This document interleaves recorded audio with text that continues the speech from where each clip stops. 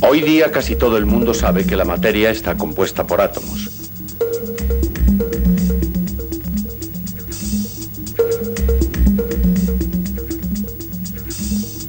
Átomos que, mediante cambios en sus estructuras o relaciones, invisibles al ojo humano, producen los diversos aspectos o fenómenos que nosotros apreciamos a simple vista. Estos cambios pueden ser simples, de poca trascendencia, pero también pueden ser enormemente fuertes y violentos.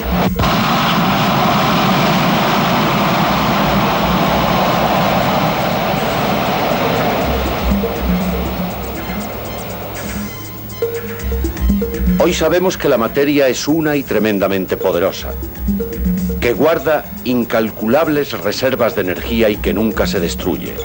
Solo cambia de forma, de modo de actuar.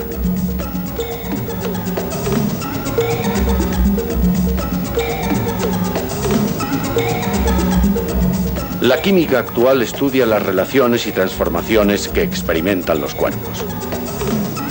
Crea nuevos compuestos operando sobre los constituyentes básicos y las estructuras de los átomos. Opera en estrecha colaboración con la física y otras disciplinas. Y en sus estudios sobre la realidad, en su más reducida dimensión, utiliza enormes cantidades de material de investigación.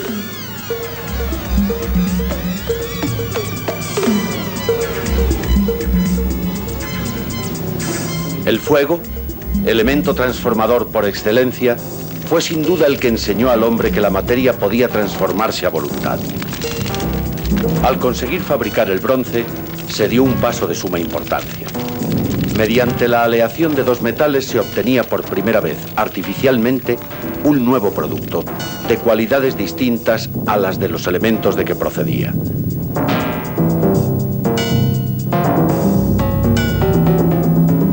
La metalurgia, como proceso creador, iba a estar desde entonces muy a menudo ligada a los principales avances de la especie humana.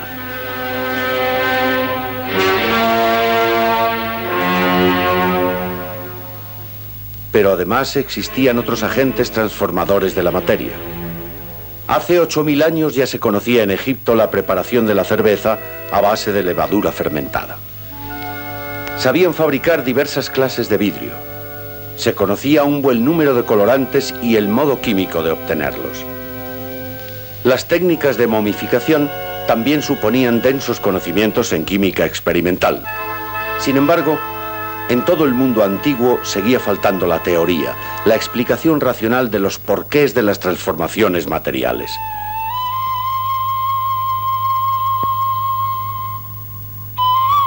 Y nadie como los antiguos griegos para formular toda clase de hipótesis especulativas.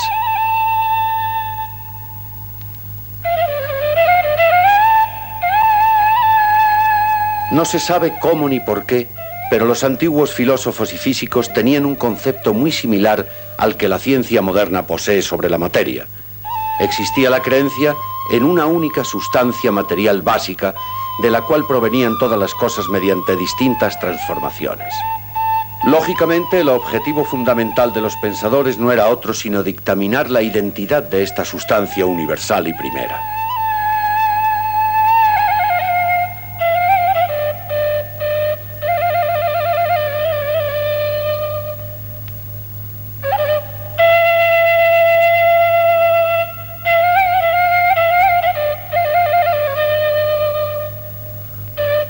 Tales de Mileto afirmó que era el agua, siempre en continua transformación y capaz de existir en estado líquido, sólido o de vapor, lo más cercano a lo indeterminado y la fuente de vida. Su contemporáneo Axímenes se inclinó por el aire. Todas las cosas no eran sino distintos grados de condensación del aire. Heráclito propuso el fuego, siempre cambiante y potencialmente en el interior de todas las cosas, presto a hacerse presente por medio de la combustión. Empédocles, conociendo estas tres teorías, introduce un cuarto elemento, la tierra, y afirmó que todas las cosas del mundo provenían de las distintas combinaciones de aire, tierra, agua y fuego. Esta concepción de los cuatro elementos estuvo vigente en el mundo hasta hace pocos siglos.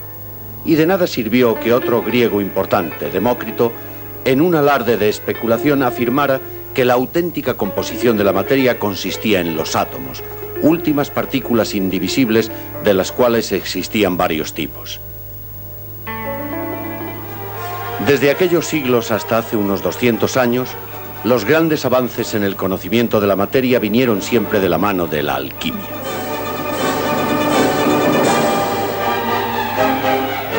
La alquimia es un arte y una ciencia, o sea, es una ciencia en el sentido tradicional, un modo de conocer el cosmos en un doble aspecto indisoluble, material y espiritual. El universo visible, la materia, posee una fundamental unidad. Por lo tanto, se deduce que es posible la transformación de un elemento material en otro siempre que se den las adecuadas condiciones.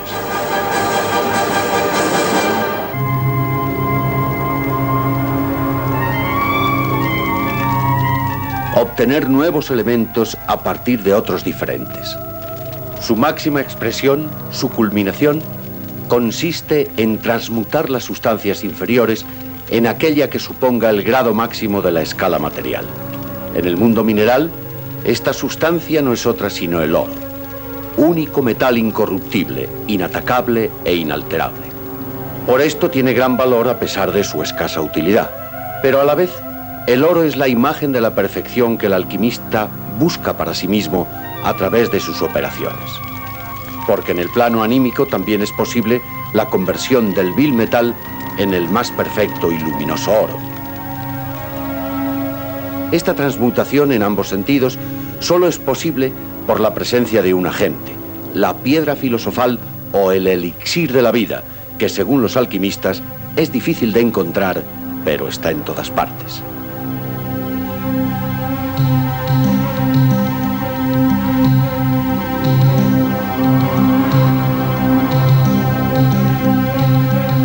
El mundo árabe sintonizó plenamente con esta ciencia mística, que conoció muy pronto en Siria y Alejandría y que encajaba de lleno con las líneas maestras del pensamiento islámico.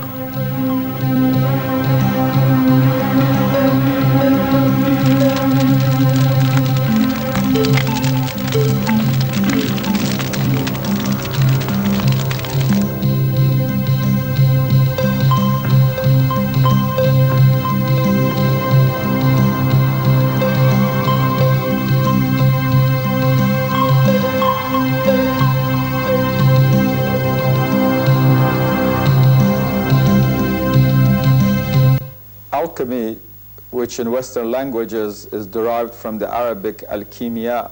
La alquimia, que en lenguas occidentales deriva del árabe alquimia, revela su origen islámico, al menos en lo que respecta a la alquimia tradicional occidental. Cosmology related to medicine. Es una ciencia del alma, una cosmología relacionada con la medicina y, en último lugar, aunque no exclusivamente, con la química propiamente dicha.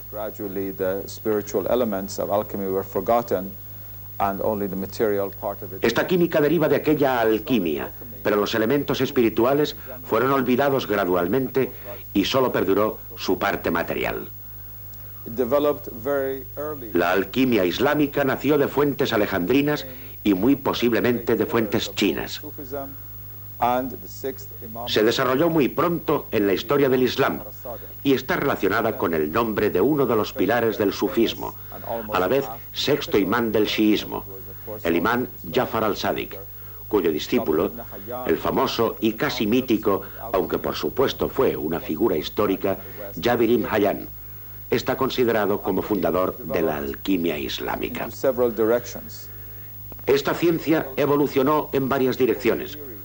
Construyó toda una teoría de la estructura de la materia y de las relaciones entre la materia y sus diversas transformaciones.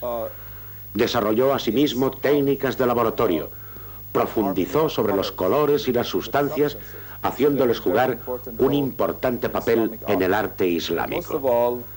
Pero sobre todo, la alquimia es una ciencia del alma que se incorporó al sufismo y a otros métodos espirituales del misticismo islámico. De este modo, encontró su lugar permanente en el universo espiritual del Islam, a la vez que contribuyó a la ciencia de la química como producto secundario.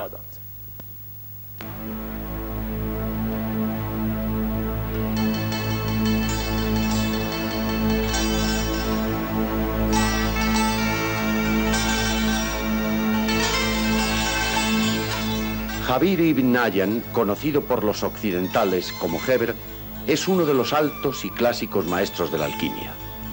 Nace en Kufa, pero vive en Bagdad en el siglo VIII. Su padre era farmacéutico, vendedor de drogas. Jabir se ocupa de las matemáticas y la filosofía natural, pero sobre todo se ocupó de la alquimia, de la que perviven hoy gran número de obras en sus traducciones occidentales medievales. Sus enseñanzas se expresan en forma simbólica, oscura a primera vista, como es normal en este arte. No se debe exponer este arte con palabras totalmente oscuras, pero tampoco con tanta claridad como para que todos puedan entenderlo. De ahí que lo explique de tal manera que los sabios puedan entenderlo, aunque a los espíritus medianos les parezca bastante oscuro. Por su parte, los necios y los locos no podrán entender absolutamente nada.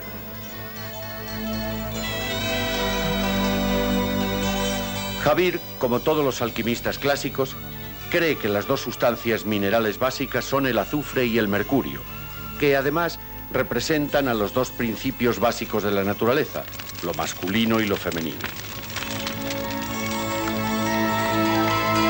Los demás metales surgen de las distintas proporciones en que se combinan estos dos elementos.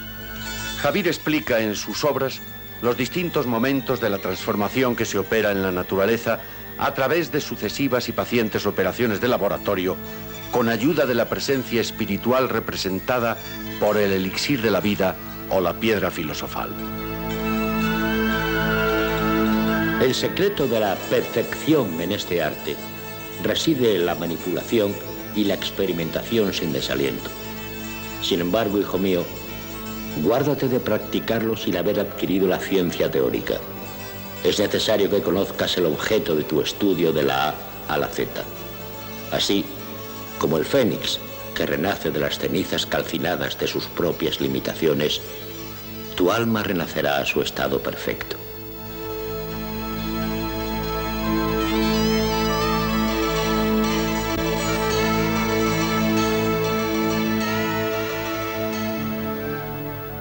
En el aspecto más concreto de su ciencia, Jabir ibn Nahyan nos dejó hallazgos tan importantes como el ácido sulfúrico, el agua regia, el ácido nítrico, el acético y el arsénico, describiendo además un buen número de operaciones, procesos y aparatos de laboratorio.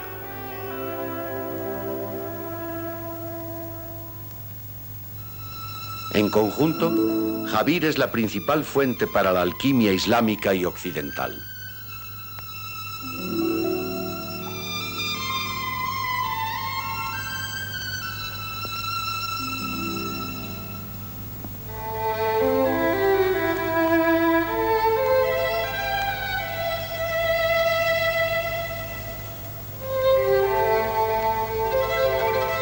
Sin embargo, el padre de la química como tal ciencia experimental y netamente racional es el célebre médico del siglo IX, Al-Razi.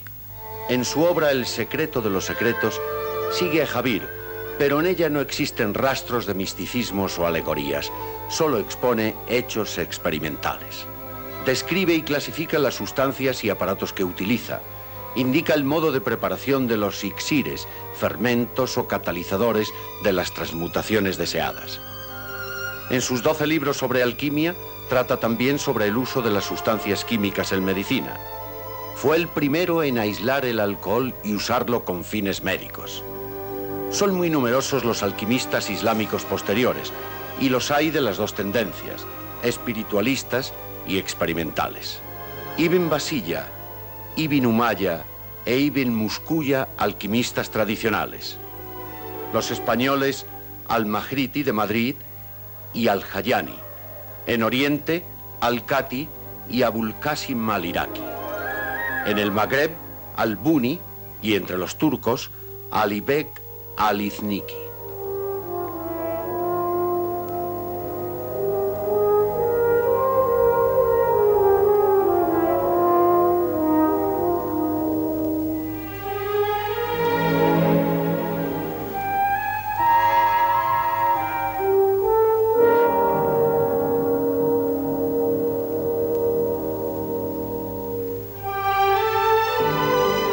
El legado que todas estas generaciones de sabios islámicos ha transmitido a la posteridad supone una larga lista.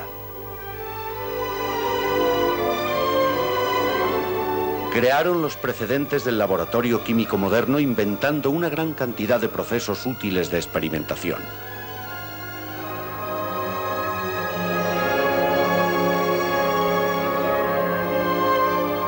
A ello se debe, entre otros productos, la fabricación del acero, el damasquinado y nuevos tipos de vidrio,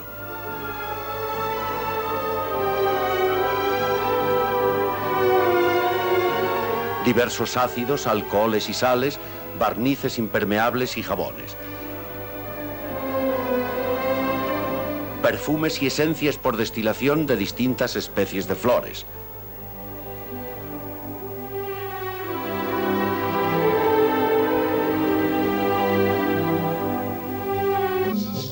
y una extensa gama de tintas y colores.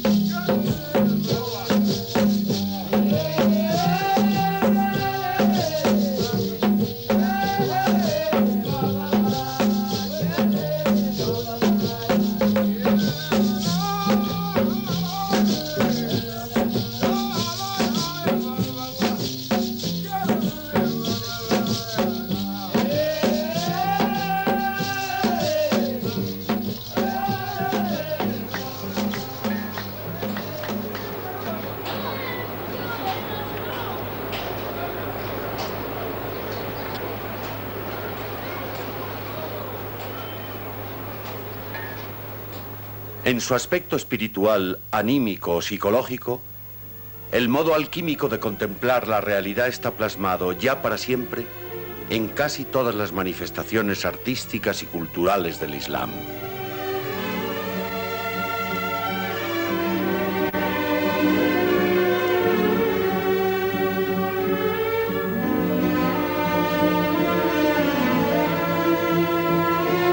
En las artes plásticas y la caligrafía, donde la armonía de formas y colores persigue el efecto alquímico en el espíritu de quien las contempla.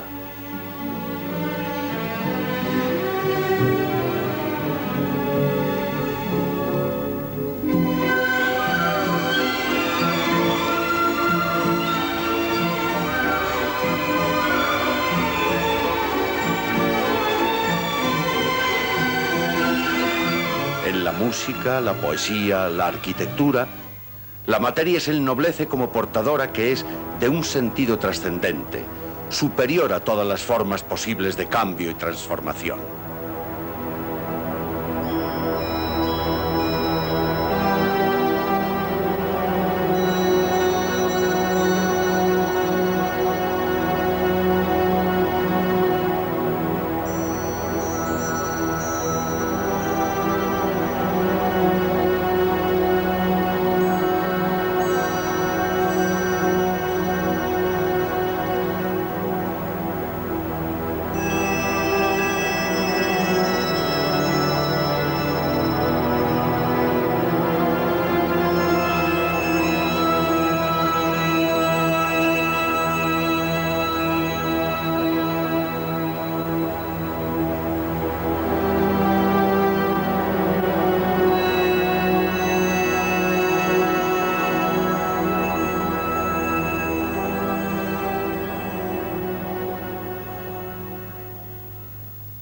De esta alquimia, mediante la cual la piedra se transmuta en luz a manos del constructor musulmán, solo podemos tener hoy una lejana sugestión ante el Mihrab de Córdoba. Cuando la luz en un proyector, distinta de aquella claridad más suave que esparcían las 100 antiguas lámparas, vuelve los colores tan transparentes que parecen iluminados desde su interior como si se tratara de una vidriera.